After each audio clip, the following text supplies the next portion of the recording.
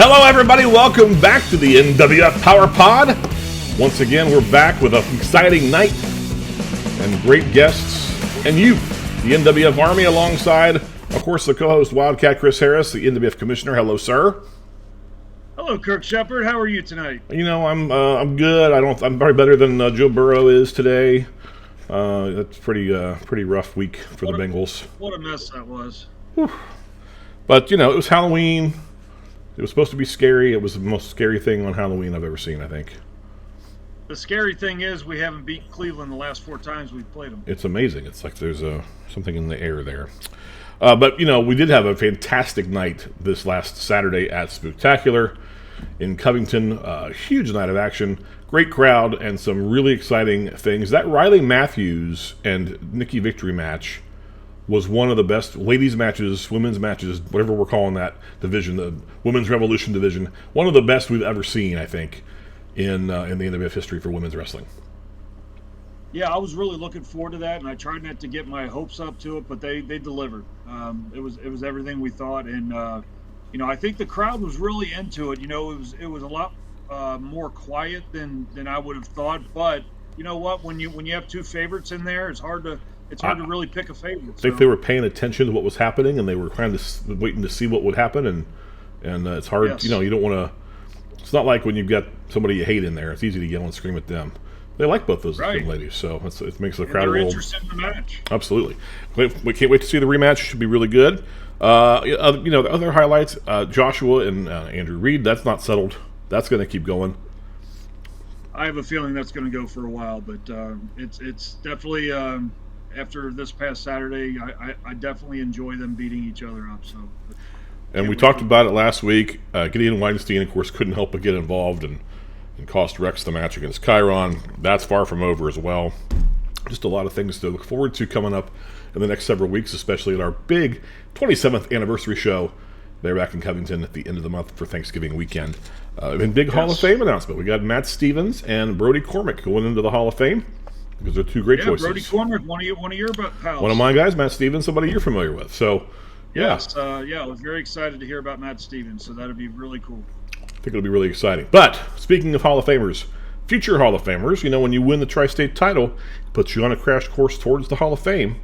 And our guest tonight he is the Tri-State champ. It's the Swinger. Hello there. There it is. Hello, everybody. Look at the belt.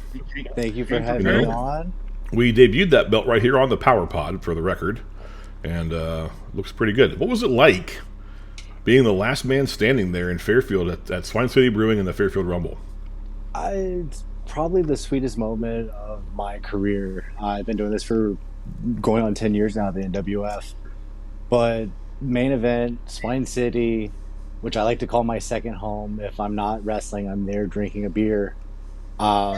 Being the last man standing and getting to dump Sinclair Octavious Bentley over the top for this brand new title, I couldn't be happier. He's not happy.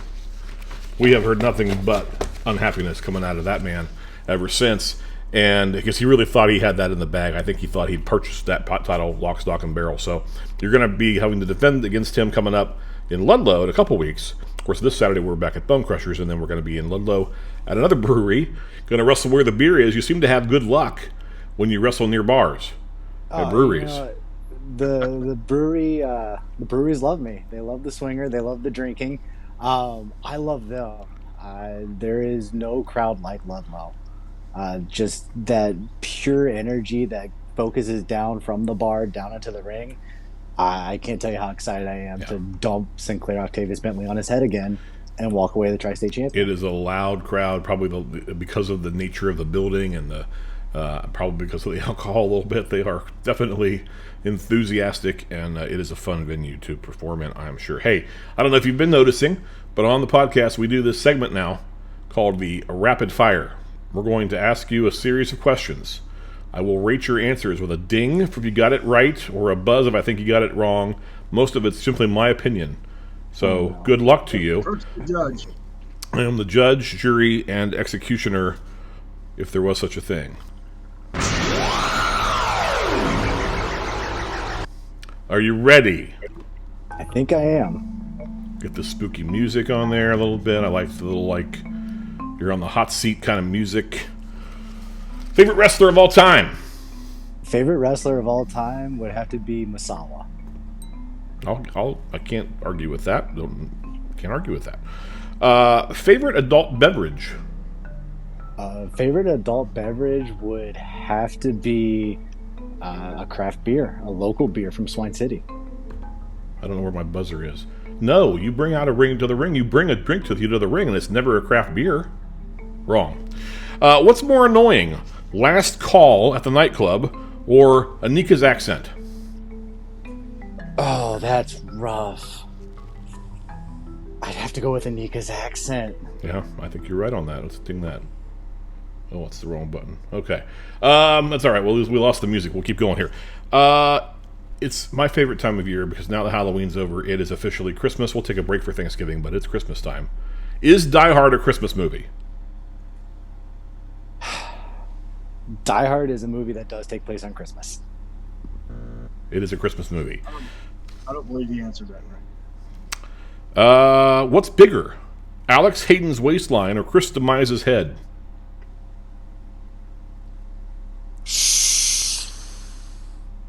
I've been in the ring with both. I've picked up both. One's more top heavy than the other. It might have to be Chris's head. I think it's the waistline. I don't know. Your favorite wrestler's finishing move of all time? My favorite wrestling finishing Your move favorite of all wrestler time? and the favorite wrestling finisher. It would have to be Misawa's elbow. Nothing more simple. It's your and own clean. finisher is the answer. You're not very putting yourself over here, kid. Trying to get you an opportunity to be a big star, and you're putting over this Misawa. He ain't getting booked, just so you know. No, he's dead. Roger Ruffen is not paying him. Not to bring him back from the grave, that's for sure. What's the better investment, Swinger? Tips spent at a gentleman's club or chips spent at a blackjack table? Oh, absolutely. Tips spent at a club. It goes right to the workers, and you can always have more fun. But you might win at the blackjack table.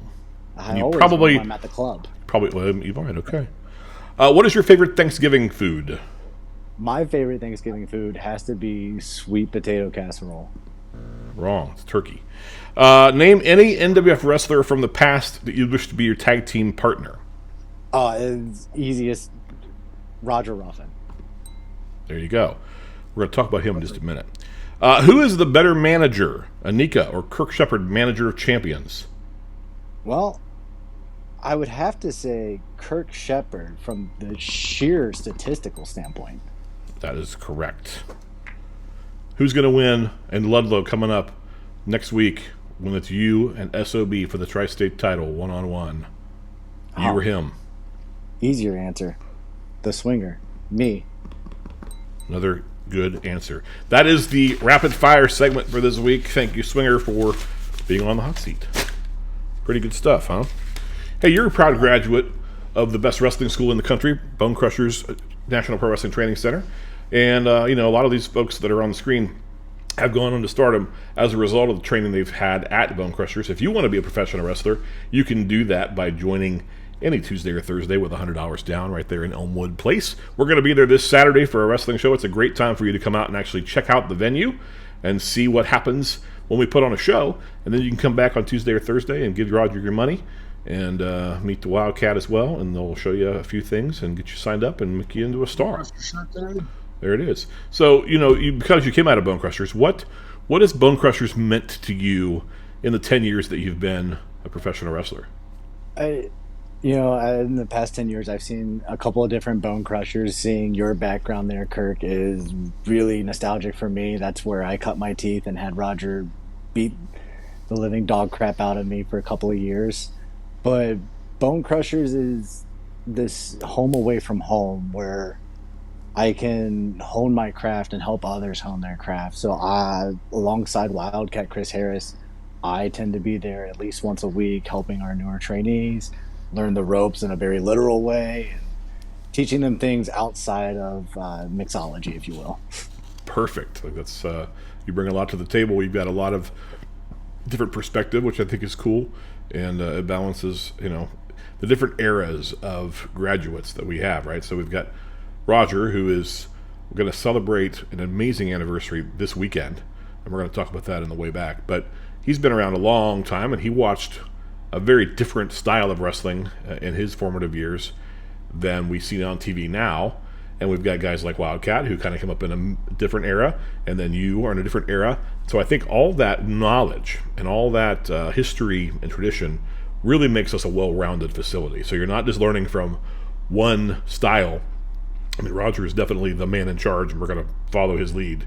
But you guys have been able to incorporate modern influences and a different style and just new information from being around the experiences you've had. And I think that's what makes Bone Crushers the best school to attend if you want to be a wrestler. So I get emails every day and would be happy to send you back information. But Tuesday, Thursday, 6:30, come on down. We'd be glad to have you.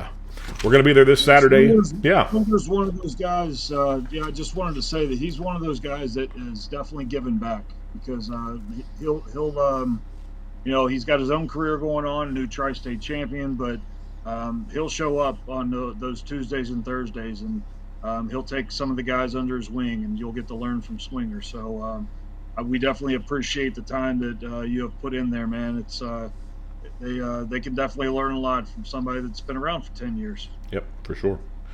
Before we take a look back even farther than that, though, we're going to take a look at what's coming up this Saturday night. Bone Crushers is the place to be. Wildcat, do you have any matches to announce for this Saturday night? I do, man. We're going to have our new unified champion be defending against Sean Evans. All right. Beck Reeves versus Sean Evans. Okay. Anything else? And then, we're going to have, after the 5-minute challenge that took place at the VFW between Mr. Destiny and Jagger Wood, we're going to have them go one-on-one. So Jagger Woods survived the 5-minute challenge, but now we're going to see he'll have the real test, see if he can pin Mr. Destiny. Awesome. And we also are going to have the Sharp Brothers, one of the new exciting tag teams of the NWF. They will be taking on Elijah Allen. Mm-hmm. Yep. And Pennsylvania Smith. All right. That'll be good. Some real young, fresh talent in there to see what they can do. That's good. Awesome. So a little mix of future stars, some main roster stars. Bone Crusher, you'll see it all. Yeah, we'll have some more exciting matches coming up, but it will definitely be a great time coming off the the big success of the VFW. So that was a huge card. Great card, we've also got, of course, shows coming up. We've got Ludlow. We're going to see the Swinger take on SOB. We're going to be back out in Mount Orb. We've got the NWF Stuffed, our anniversary show with the Hall of Fame, and a huge lineup. We'll talk about all that in future weeks. Let's not forget, too, we are going to have Thanksgiving Eve. Oh, yes. We will be at Bone Crushers. Let's add that to your schedule for something to do on your holiday celebrations. You want to come to Wednesday night at Bone Crushers, and you're going to come back to Covington. It's a nice weekend after you full of turkey for NWF Stuffed. Yeah, don't forget the holidays NWF. Are always great for wrestling. Absolutely. It's a lot of fun. So this weekend is not only Bone Crushers, but it's also the anniversary of Roger Ruffen's in-ring debut. And he's too humble. I mean, if it was me, it was my anniversary, and I was the owner of the company, we'd be celebrating that at the show. I would be the headline attraction. I'd have all the fans come out and tell me how great I was. He won't do that. So instead, we're going to do it here on the podcast. Whether he likes it or not, he's already in bed. He's been probably asleep since the Bengals last night, and he can stop me. He could cancel us, but that's okay. I don't think he will. So our way back is a very special one, and we're going to watch along, the three of us, and have some comments about an old matchup. So this match is from Indianapolis, and it's a very young Roger Ruffen taking on a manager named Saul Creechman, who had been thorn in Roger's side, and he was finally getting his hands on him. And so let's take a look. We can watch it together here and talk about what we're seeing. But that's Roger there on the left with the long hair and the mustache. That's Saul Creechman.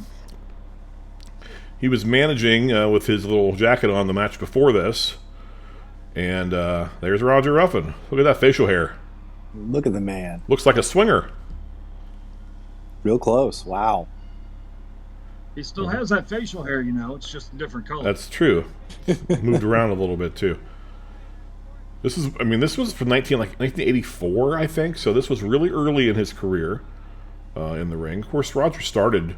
If any of you haven't seen the amazing documentary that was put together a few years ago about his career, you have to see that. You have to look that up. But he started as promoting. Really, he was handing out flyers and putting up posters and talking to shows up at 12 years old. He was involved in the wrestling business, and then at 16, he was carrying ring jackets.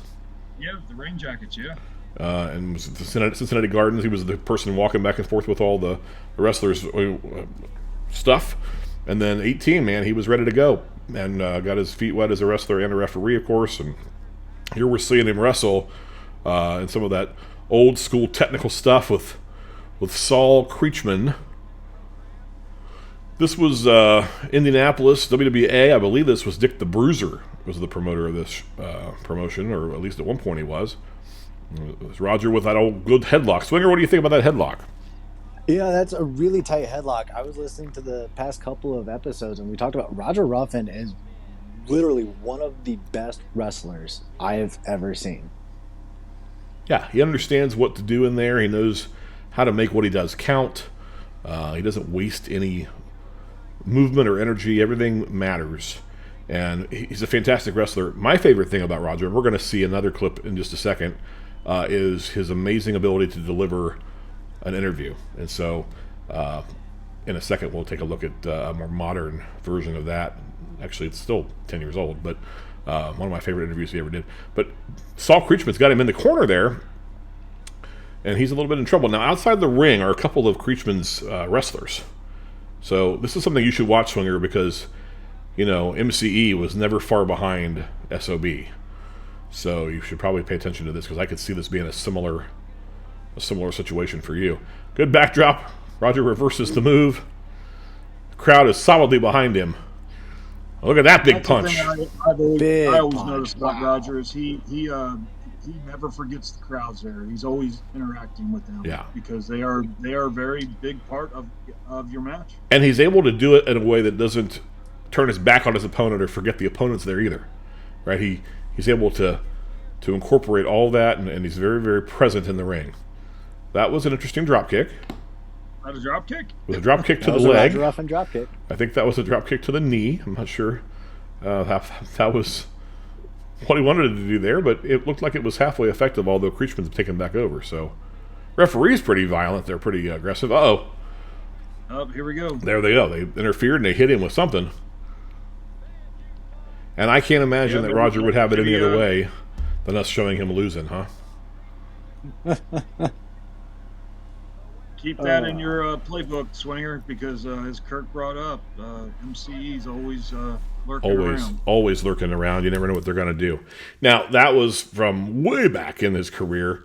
But in my opinion, one of the greatest things that Roger ever did locally here was to orchestrate a takeover, so to speak, a cooperation between the Heartland Wrestling Association, which is where I started, and was able to promote a card with both their champion and our champion. And it all got started because Roger went over there fearlessly and caused a scene. This is by far, it's a little long, but it's worth seeing. It's my favorite wrestling promo from Roger Ruffen ever. Chad Allegra, are you ready is what I want to know. Raj, baby, let's go up inside here and let's make history. Let's go, son. Wildcat, you probably, I don't know if you've ever seen this or not, but it's, this was a time when you weren't around. I've seen it. Come I along with me, wasn't because around. after tonight, the HWA will never know what hit them when the NWF has arrived. Never know, baby. Here. We are live in Eagledale. Got the people here about to get Nobody knew this was happening, including me. And that's my camera in their hands. Somebody took my camera and went to this show.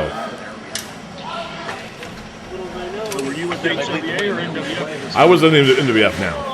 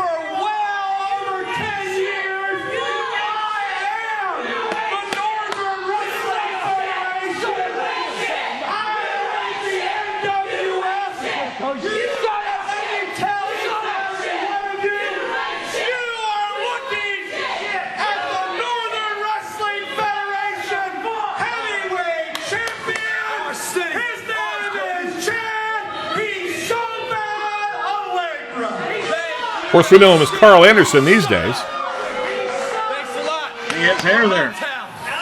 Mr. Cody Hawk.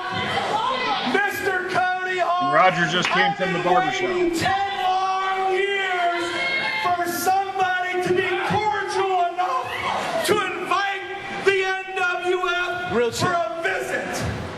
I never got that invitation, so I decided to invite myself.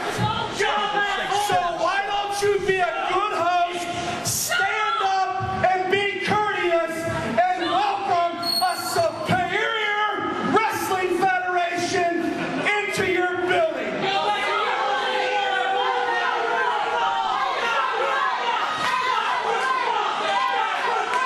So this is what it's all about.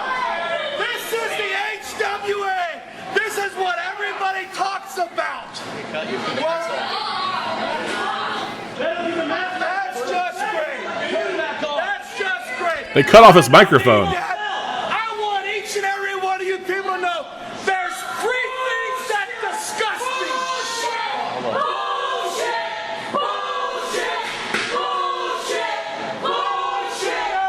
me. We apologize for the language. Number 1, Les Thatcher disgusts me. Number 2, Cody Hawk, you disgust me. And most of all, number 3, the HWA disgusts the NWF. As a matter of fact, I think, and the champ thinks, great. HWA, you hear it? Shut your fat mouths up.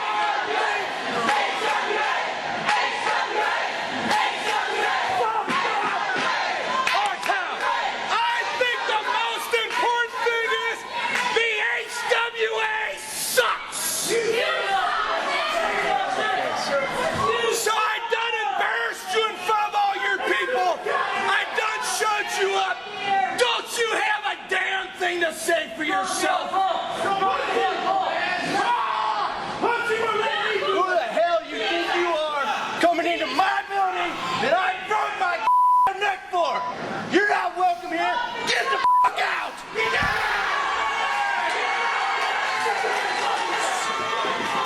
And here comes the roster, and they smartly retreat back to the car.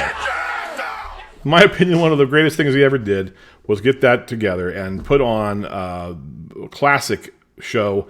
The energy the night of that match between Chad Allegra and Cody Hawk was as good as anything we ever had at Peel's, with, I would say, less people. So Peel's had, sometimes 600-700 people in there, and the Fairfield UAW Hall couldn't hold that many. But the passion, because there were fans from the HWA there too who were cheering for their side, it was electric, and that's thanks to what Roger was able to do. He can wrestle, he can referee, he can talk, and he sure as heck knows how to promote. 27 years we're celebrating this year. Hey, you do an invasion the right way, it can still work.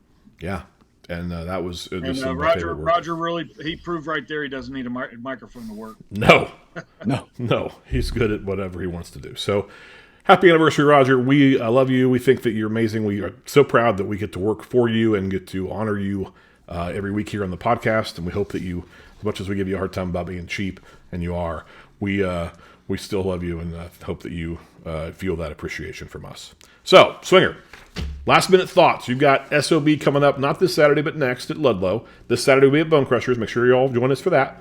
And then come down to Burkus Brewing, where you have the energy and the power of the beer behind you. What do you want to say about that? Do you want to say something to SOB? Do you want to tell the fans? What do you want to talk about? I mean, the only thing I can say is if you're a pro wrestling fan in Cincinnati, in the Midwest at all, Ludlow Theater, Burkus Brewing has to be a place you have to stop at. I don't care if you've ever seen the NWF or you've been an NWF fan since the very beginning. There is no better venue than Ludlow Theater, Burkus Brewing. As for when we go back there, Sinclair, your baby's coming home with Daddy again. Well, I can't wait to see it, and the crowd will be on fire. You are very popular everywhere we go, but especially there in Ludlow. It's kind of your building. So, yeah, we will see you there. We'll see you this Saturday, fans, at Bone Crushers. Cat, any minute words before we say goodnight? You know, guys, we may actually see Sinclair cry. We might. I hope so. If he doesn't get his baby, we might see him cry. We might, and I'll be there to watch it. Hope you will too. We'll see you this Saturday night.